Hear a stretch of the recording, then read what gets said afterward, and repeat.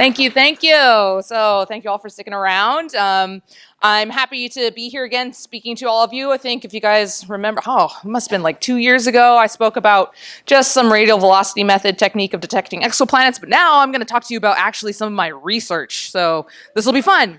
So just as Brandon said, if you don't know me, I'm ASAP Rocky Planet, or Raquel Martinez, graduate student in the astronomy department at UT Austin, and today I'll be telling you a little bit about my research and hopefully try and answer the question, how do the most extreme planetary systems form?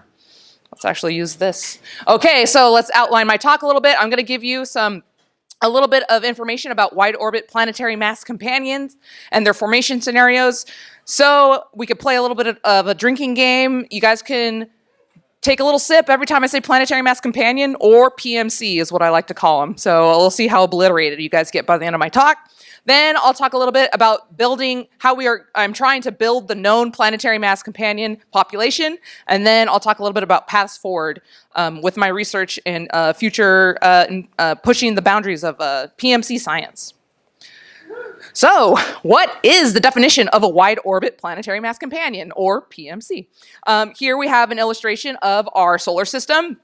We have the terrestrial planets, Mercury, Venus, Earth, Mars, all up here, zoomed in on. The distance between the Earth and the Sun is defined as 1 astronomical unit, or 1 AU, and the distance between the Sun and Neptune is about 30 AU. And so the extreme planets that I'm talking to you guys about today that are being found are about 10 times more massive than Jupiter and are hundreds of AU away from their stars. So here's a plot of like the confirmed exoplanets as of the day of my qualifying exam 2 years ago. I didn't update it, but it looks very similar to this. The blue dots are planets that have been found via the transit method, the red by radial velocity, there's some green ones by microlensing, and then yellow is direct imaging up in this corner up here. But this doesn't show all of the entire story. Advances in instrumentation and high contrast imaging techniques have increased the numbers of wide orbit PMCs and brown dwarfs that are known. Systems such as 2MASS 1207b, GQ Loop, DH Tau, and 1RXS J1609. So the fact that these systems are being observed suggests that wide orbit PMCs are a normal product of star and planet formation. But unfortunately, the star and planet formation models and theories are inadequately predicting the observed physical and orbital characteristics of these systems. So so these pictures are some exquisite images of wide orbit planetary mass companion systems. And let's go through a few of the formation scenarios. So first we have the fragmentation of a collapsing molecular cloud. So stars form inside molecular clouds, these dense concentrations of interstellar gas and dust. These regions are only a few tens of Kelvin in temperature, and the extremely cold material starts to clump up once they reach to a certain point, gravity takes over, and when that happens, the core is condensed into young stars that are surrounded by disks. And we all know that the majority of stars end up in multiple systems, binary star systems, but also from these disks, planets can form. So opacity-limited fragmentation can explain the origins of PMCs in that they yield minimum mass fragments that are of the order of a few 7 to 10 Jupiter masses. But when you start adding more physics into these simulations, they can even get down to smaller masses of like 3 Jupiter masses. But even so, while the formation pathway could potentially be through the fragmentation of a collapsing molecular cloud, this severely limits the time for PMC formation because for it to stop growing. Fragmentation from a collapsing molecular cloud, this would need to happen within hundred thousands of years. But if the fragment is formed and not isolated from all this other extra gas and stuff, it can still accrete and still continue to gain mass and become a star itself. There is another theory, gravitational instability models, that might be a plausible formation channel for PMCs. And so by gravitational instability, I'm meaning, this describes the process by which a massive disk, like this one in this video, has formed through the star formation process, rapidly cools, and it causes it to fragment into a planet-sized gravitating clump. These fragments can then condense further, also sweeping up the surrounding material and the gas, forming gas giants. So numerical simulations find that this GI model can be a robust mechanism for making brown dwarfs and PMCs. There's also the same caveats of like the clump needs to be isolated from all of the surrounding material. The disk needs to be atypically large, cold, and massive, and the formation needs to occur very early on, so that it needs to happen during that stage, but also it needs to happen just as the gas dissipates in the disk. Disk fragmentation could also occur later in these protostellar class 2 stage, but these disks would need to be unusually massive and represent a very small fraction of the disk population. Another avenue to PMC formation is through the core accretion planet formation model. So in the core accretion model, gas and dust in the disk first collide and aggregate to form pebble-sized clumps of matter, and these pebbles grow further to boulders and then mountain-sized planetesimals. So if the future planet forms very close to the star, so that's where not a lot of gas can exist, it just gets, irradiated away, that's where rocky planets are formed. But if this future planet forms further away from the star, past the snow line, where there's still gas and volatiles, then the core accretion can continue. It reaches a critical mass of about 10 Earth masses, and it's able to then sweep up the gas and dust and material in the disk. So here in this video, we have the x-axis is like, say that the star is here, and this is, the planetesimals getting further and further away from the star, and so they all start coalescing and getting bigger and bigger. The y-axis just means eccentricity, but that's not really important right now. It's just that you'll see as time goes on, these things get bigger and bigger. So one of the issues with core accretion is that the timescale for PMC formation would be too long at these hundreds of AU away from their stars. So this would have to take place over 100 million years, but the average disk lifetime is about 3 to 5 million years. So no go for core accretion. But theorists are pretty clever, and so they have this new thing called pebble accretion that may be the key to quickly producing critically massive cores that can then start, sucking up and sweeping up all of the gas that it encounters in the disk. Recent simulations have produced about 10 Earth massive cores in under 1 million years at 100 AU. So this is a viable way to create wide orbit planetary mass companions. Next, we have dynamical processes. So dynamical processes like scattering and ejection are a class of mechanisms that could explain the origins of PMCs. So giant planets that are easier to form, say like a little bit closer, would then encounter a more massive, like a brown dwarf or star in the system, and then get kicked out. But unfortunately, there is a caveat to this. The scatterers, so people have been searching for these more massive objects in systems of PMC systems, and they have not been able to find that that PMC systems have more a higher occurrence rate of multiplicity than that of the field. Additionally, the discovery of substellar disks around these PMCs suggests ejection is not a plausible formation, because you would think that if it has a disk here and then it gets flung out all the way over here, there wouldn't be a disk left. But there are disks being found around these things, so that kind of precludes ejection. Also, once we have found a PMC system, we go back and observe them again to try and nail down their orbital arcs. And follow-up measurements are finding that these PMCs the orbits that they're on have low eccentricities, so that also is not in favor of ejection being the reason why they're out there. Because if it got ejected, it would probably be in an elliptical orbit for a while, and not in such circular orbits. So, after all this, how do these extreme planetary systems form? I'm sorry, but I'm not actually answering that question tonight. It's still unclear whether wide orbit planetary mass companions represent the low mass extreme of star formation or the high mass and wide separation extreme of planet formation theories.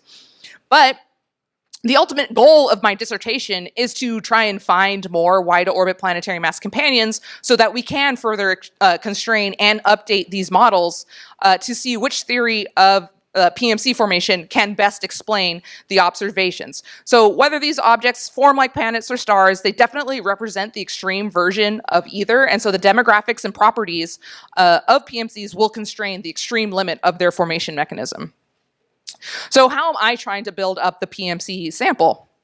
So previous searches of PMCs have used optical source catalogs to try and search for PMCs, and this has actually biased the results against lower mass systems and systems embedded in the molecular clouds from which they formed. So, thanks to Mr. Cold Mode, you guys already know the answers to this. So what's this constellation over here? Come on. Yeah, and this is an optical image of Orion. But if we could see, if our eyes were sensitive to the infrared, we would see this really intricate and beautiful, much more objects and all this dust in there. And this is the Orion star forming region. We see this large complex of molecular clouds. And so there are many hundreds to thousands of newly formed stars that are associated with these star forming regions. So I'm looking for PMCs in these star forming regions. Also, instead of like just asking for a lot of time to go and individually look at every single star with like an 8-meter telescope out at Keck, which would be really, really time consuming for the number of planets that I would expect to find, I'm using Spitzer Space Telescope, specifically the infrared array camera archival data to scour the star forming regions that Spitzer has observed already within all of the nearby star forming regions within 300 parsecs. So I'm trying to look through the data that already exists and developing a pipeline to go through it, and to do it efficiently, I'm trying to automate this system with my pipeline. So let's take a little glimpse into my pipeline. So I'm using a Markov chain Monte Carlo algorithm. So if you know what the model that describes your data, and in this case, this is just the point spread function of Spitzer IRAC, this technique will quickly find the parameters of the model that best fits the data. So here's a visualization of my code. There are a couple stages of my code. This top one is where I'm trying to vary the things that are very specific, they're different in every image of the system. So I pull down all of the images of a particular target from the archive, and then I run my MCMC code, the Markov chain Monte Carlo, and I vary, here you're seeing that I'm varying the X and Y position on the image of the primary star, and you see that it kind of like jumps around, and that also doesn't happen in my computer. But then in the bottom row, I'm changing things that are intrinsic to the system. So the things like the total brightness of the system, or the separation of the system, or the position angle of the companion with respect to the primary, or the difference in the brightness. And so that happens hundreds of thousands of times, and it'll zero in on the best fit parameters for the system, and it'll also give me a robust estimate of the errors for these parameters of the system.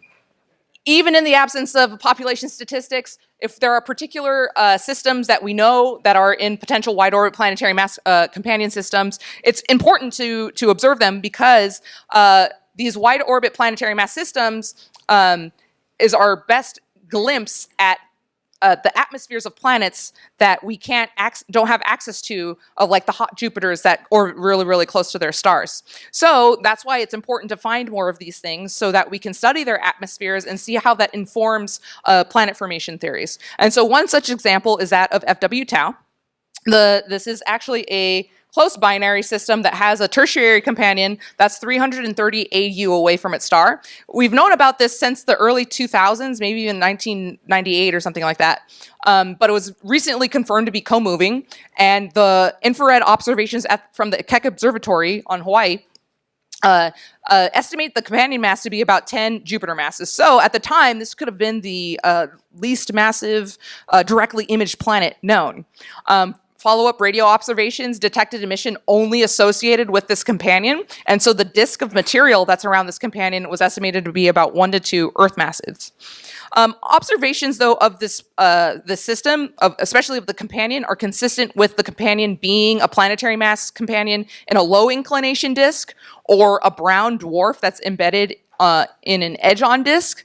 So in order to pin down the nature of the companion, it would be best for us to try and directly image or detect the object that's in the middle of this disk and spectral type it. So that's what I'm doing with the HET. Woo! So I'm using I've been using the newly commissioned LRS2 integral field spectrograph on HET in an attempt to spectral type FW Tau's tertiary companion in the optical regime.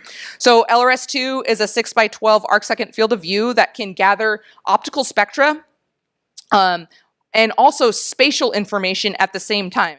So here's my data. This is just one 20-minute observation of FW Tau. And so on the top we have the data. So this is 12 arc seconds by 6 arc seconds. Each particular hexagon is actually a fiber within the LRS2 field of view.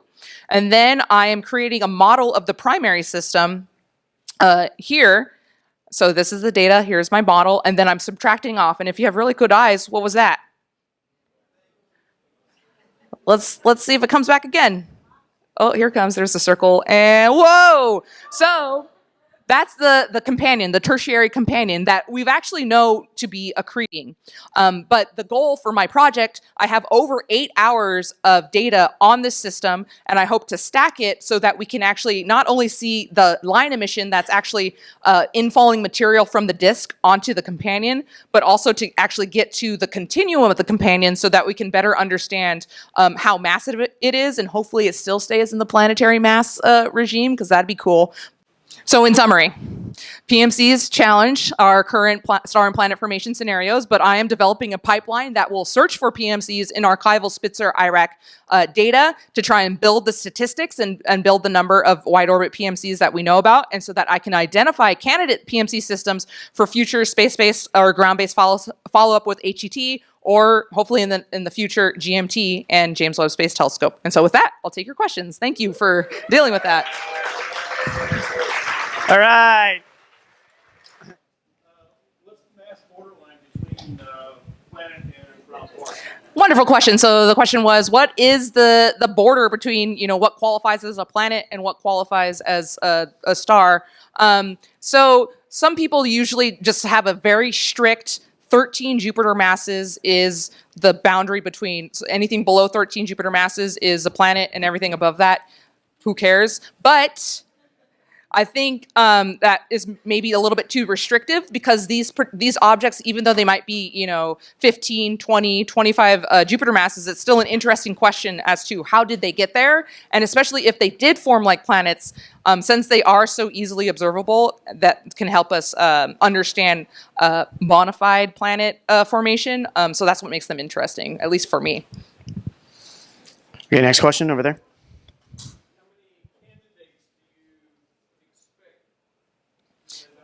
Yeah, so some estimates of the wide orbit giant planet frequency can range from like 0.5% to 5%, and so that's the reason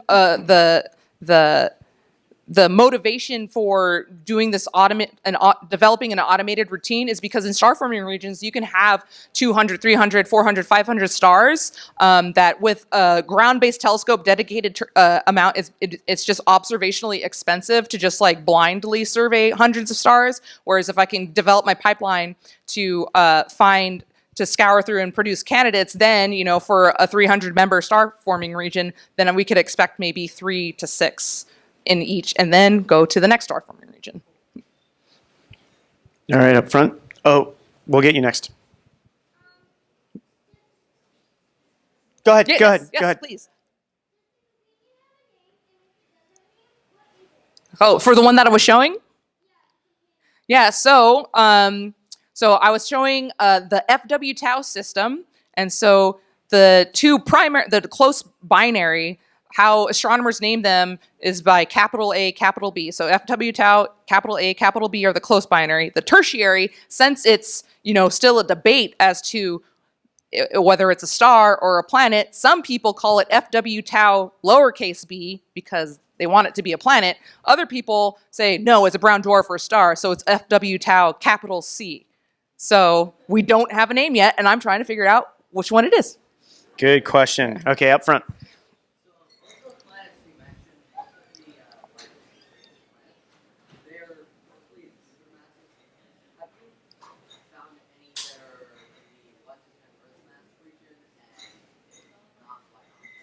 So I don't expect to find things that are much lower than 1 Jupiter mass, just because it'll be really, really hard to detect. So there's kind of a trade-off with star-forming regions in that, like, they're young, and these objects that I'm looking for will still have residual heat from their formation, so which makes them easier to detect. But since they're so far away, we need a fairly sensitive instrument to detect them. So since they're so far away, I don't expect to find anything much lower than one Jupiter mass. All right. We'll do one more question if there isn't. Right there.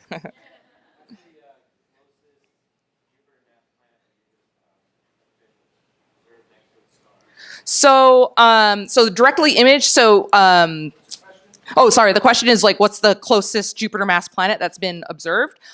So some people, instead of going for the most young, further away star forming regions, other people look in young moving groups. And so these particular regions of sky, they're a little bit older, so they don't have the benefit of so much heat left over, but they're still young enough that they're easily detectable.